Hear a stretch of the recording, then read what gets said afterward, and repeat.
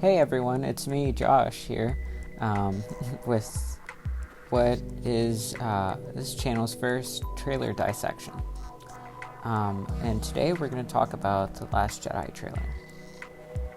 Before I begin, I'd like to make a disclaimer about that some of the points I'll be making come from a video I saw by the Super Collin brothers. So by now everyone and their grandma has seen the trailer for The Last Jedi, which is set to be released on December 15th. That's 1 month away, but now it's dissection time. So the trailer begins, similar to the Force Awakens teaser trailer actually, with Supreme Leader Snoke's voiceover. When I found you, I saw raw, untamed power. And beyond that, something truly special.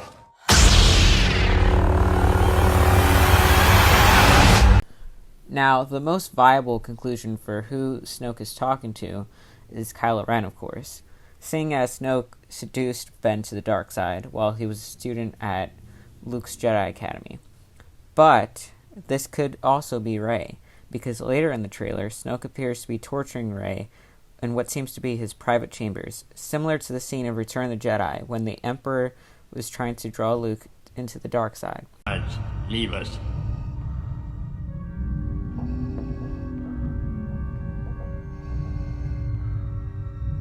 I'm looking forward to completing your training. In time, you will call me Master.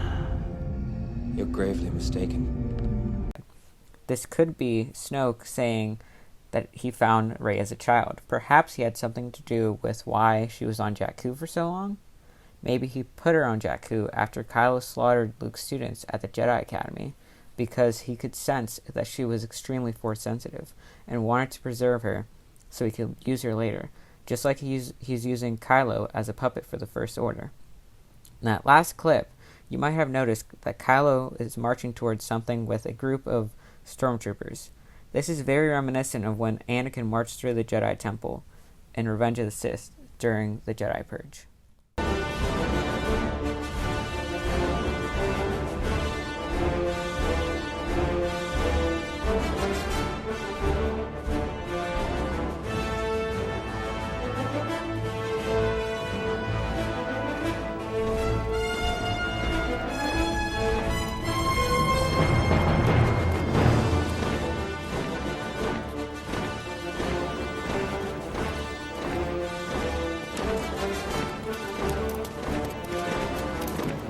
The next part of the trailer that I would like to address is when Rey hands Luke his lightsaber and proceeds to start her training, finally.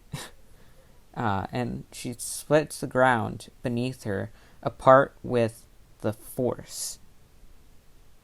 Something inside me has always been there. But now it's awake. And I need help. And I just think it's hilarious that Luke practically poofs his pants after seeing how strong she is in the Force. And then he makes an interesting comment. I've seen this raw strength only once before. It didn't scare me enough then. It does now. It does now. So obviously there are two instances Luke can be talking about here. One could be that he's referring to when he was training with Yoda on Dagobah and said, I'm not afraid. to which Yoda replied, You will be. You will be. The way I see it is that this could be Yoda foreshadowing Ben Solo turning on Luke and slaughtering the Academy. Or it could be Yoda foreshadowing when Luke fights his father for the last time in the Emperor's throne room. Any rate, Rey's packing some serious Force sensitivity in this episode, so obviously Rey is growing a whole lot stronger in her abilities in The Last Jedi. The next sequence in the trailer I'd like to address is when Kylo makes an equally intriguing remark.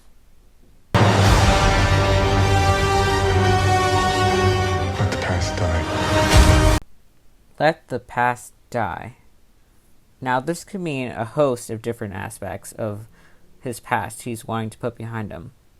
This may very well be a soundbite from a conversation he's having with Leia.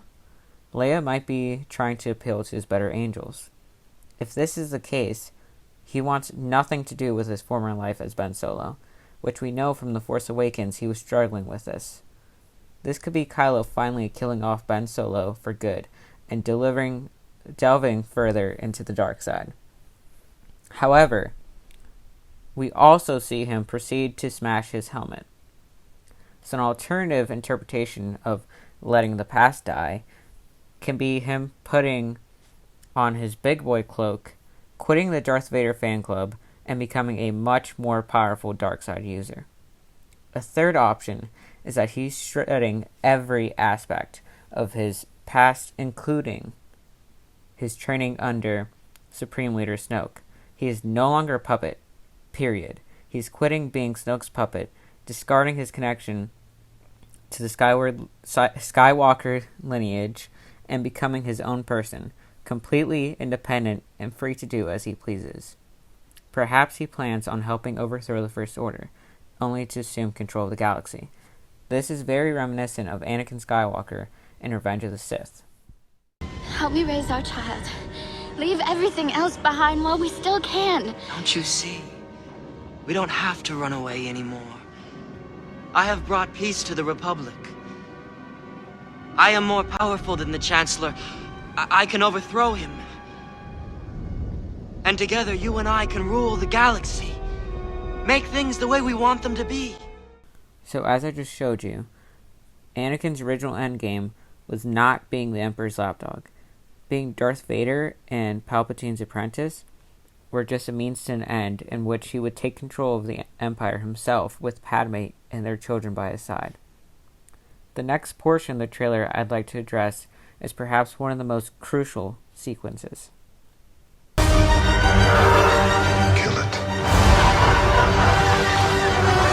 If you have to. That's the only way to become what you were meant to be.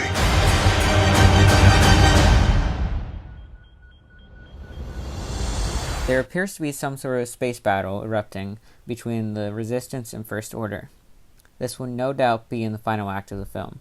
Kylo appears to be flying toward the ship Leia's in and contemplating blasting her. This means two things. This could be Kylo's way of killing off his past. With both of his parents gone, he'd have nothing holding him back from fully immersing himself into the dark side.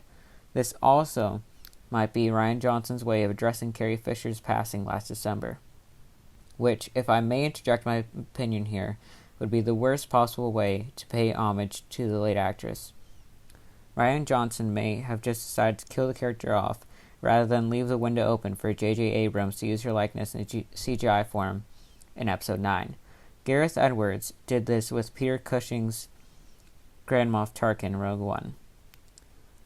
A possible motive for not wanting to leave the window open could be Disney wanting to respect Carrie Fisher's family in their process of grieving their lost loved one. At any rate, Rian Johnson promised to address Carrie Fisher's passing in some way with this next movie, so we'll just have to wait and see. And then there's the Porg, which everyone's obsessed with.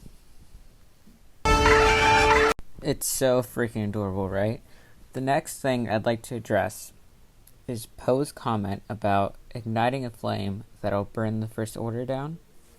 We are the spark that'll light the fire that'll burn the First Order down. I'd argue that flame's already been lit, taking into consideration the destruction of Starkiller Base. But okay, Poe, more power to you. And at last, we get to see the battle between Captain Phasma and Finn that we should have seen in The Force Awakens. Instead, we got a forgettable stormtrooper that yelled traitor and whipped out a baton. Seeing as Finn always gets his keister handed to him in every battle, I don't expect him to defeat the literal head of stormtroopers. It is looking to be an exciting battle nonetheless, and will no doubt take place during Finn's mission we were told of during the first script leak. It also looks as though Kylo Ren and Luke will possibly face off at some point with Luke's comment here. This is not going to go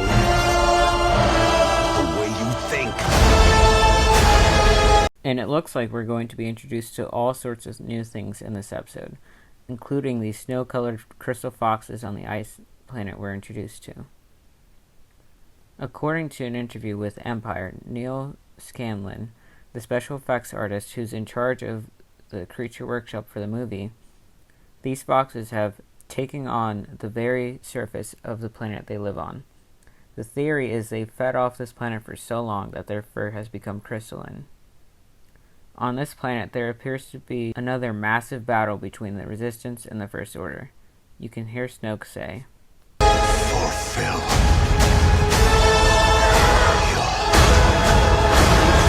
destiny. This is the same exact thing the Emperor said to Luke in Return of the Jedi. It is your destiny. Okay. Maybe it's not the same exact wording, but it's still pretty similar, right?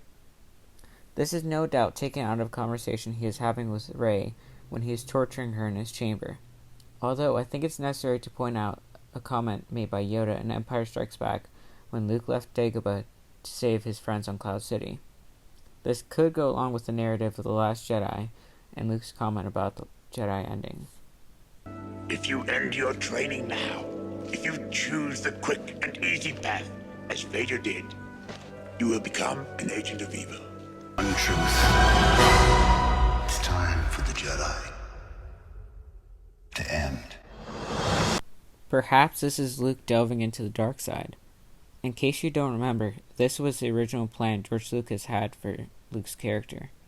After defeating Vader, Luke was initially going to take the helmet and become, in a sense, the new Vader.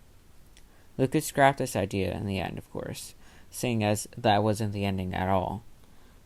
In Return of the Jedi, however, you can see Luke utilizing aspects of the dark side, like when he saves Leia from Jabba's clutches.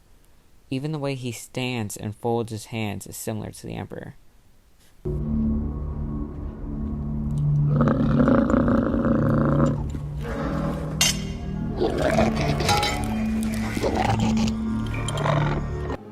You will take me to Jabba now.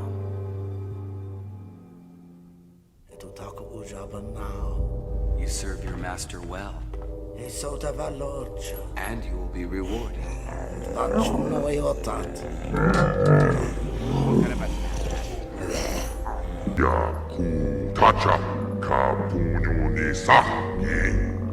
Nevertheless, I'm taking Captain Solo and his friends. You can either profit by this or be destroyed. It's your choice, but I warn you not to underestimate my power. You underestimate my power!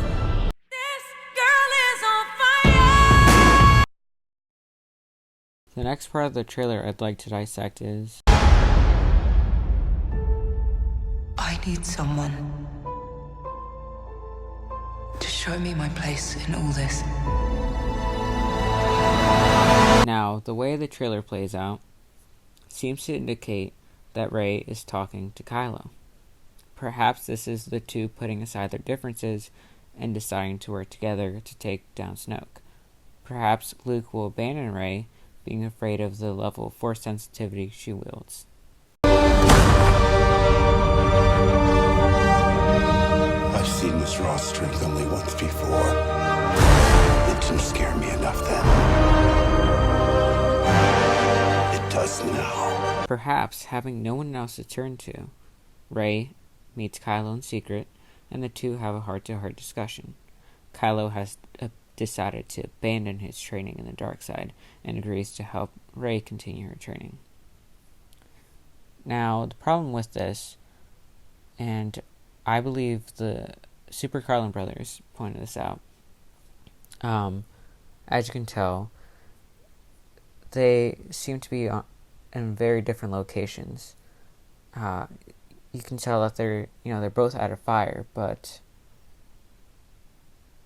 it doesn't look like Kylo's end of it does not look like your typical campfire. It looks more like he set something on fire, and he's standing by the carnage.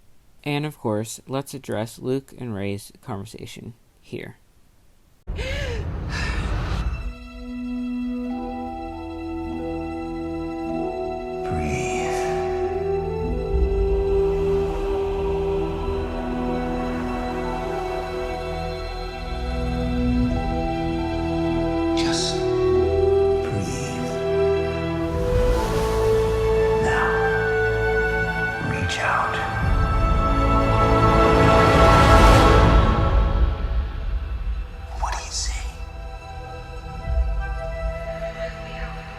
Light.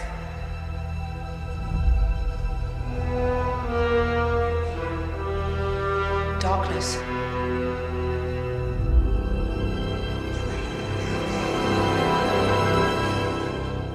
A balance.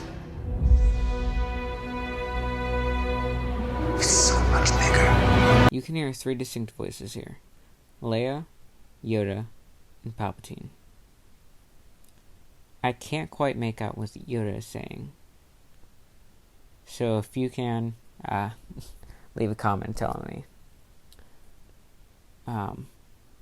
Palpatine's, I believe, is taken from Revenge of the Sith, and it's the scene where they're at the opera and Palpatine is telling Anakin the story of Darth Plagueis. And before this little side note I'll make, Leia's portion is very clearly, "Help me, Obi-Wan." Now, a side note I want to make is I do think there's a chance of Snoke being Darth Plagueis. Perhaps the story Palpatine told, boasting about killing his master, was just something he made up on the spot.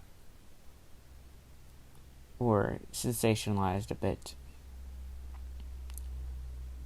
Or perhaps he really did think he killed his master.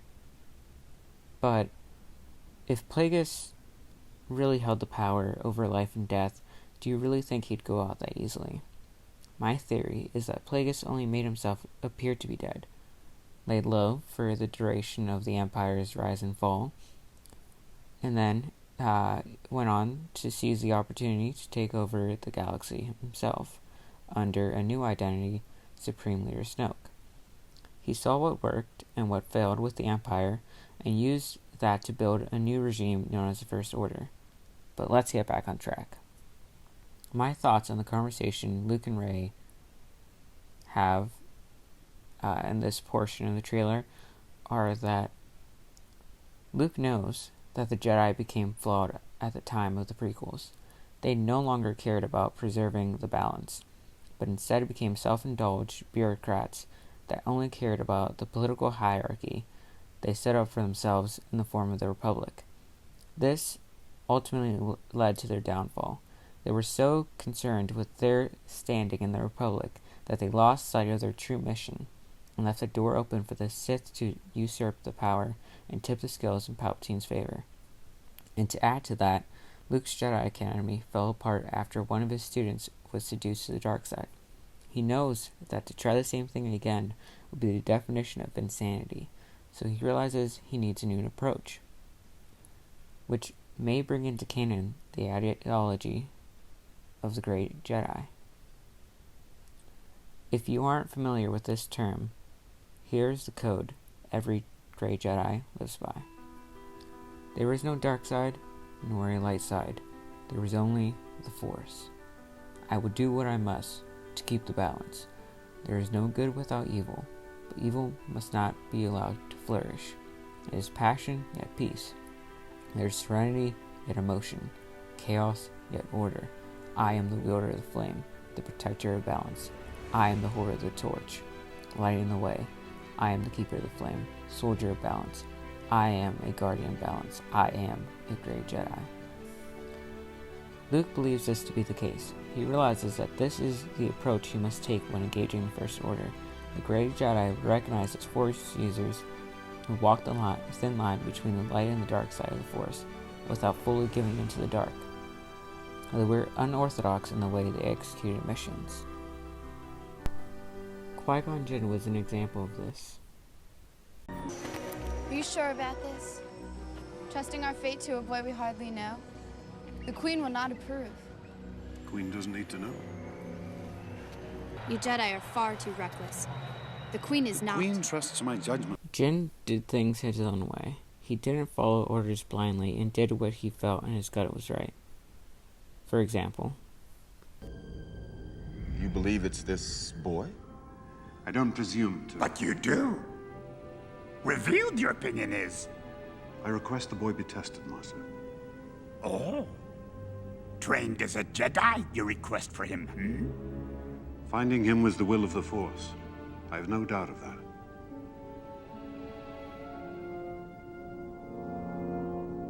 Another example of a great Jedi was Anakin Skywalker's apprentice, Ahsoka.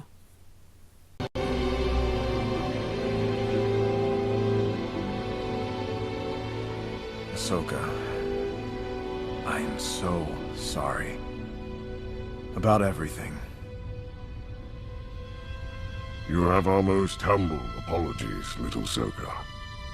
The Council was wrong to accuse you. You have shown such great strength and resilience in your struggle to prove your innocence. This is the true sign of a Jedi Knight. This was actually your great trial. Now we see that. We understand that the Force works in mysterious ways. And because of this trial, you have become a greater Jedi than you would have otherwise. Back into the Order. You may come. They're asking you back, Ahsoka. I'm asking you back.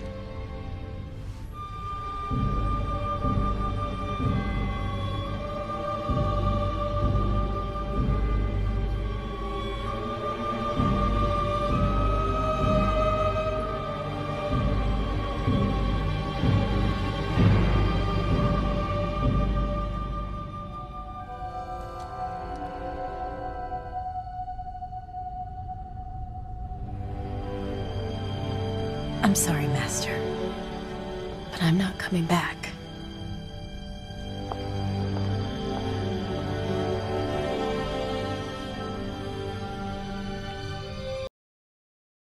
After she left the Jedi Order, she did things her own way and eventually became a high-ranking leader in the rebellion. She even went so far as to get different colored lightsabers.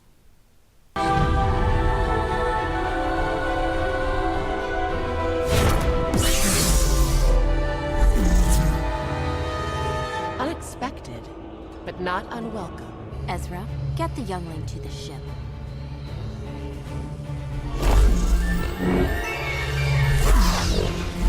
Come on, guys! Guys, get up! Get up, we gotta get moving!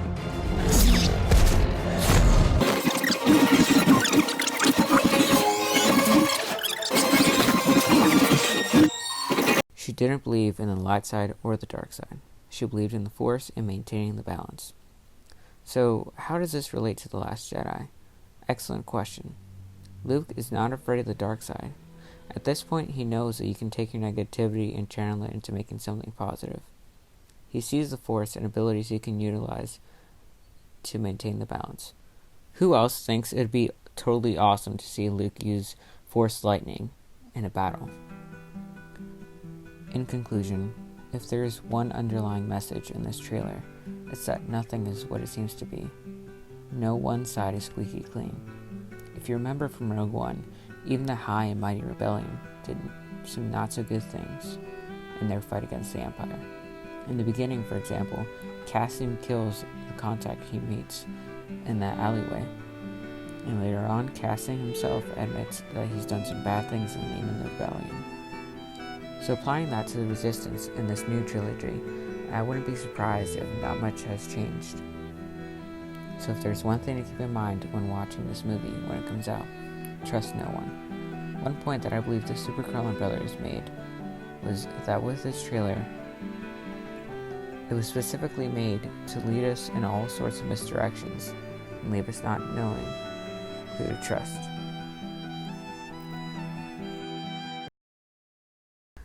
Oh, and in case you didn't hear, this next film is rumored to be the longest running movie in the franchise, so if that's any indication, this film is going to be packed with a lot of new information and major plot points that will either answer all our questions or leave us with new ones. Anywho, hope you liked this video and it wasn't too long. Let us know what you thought of this trailer dissection and if you'd like to see more of this in the future.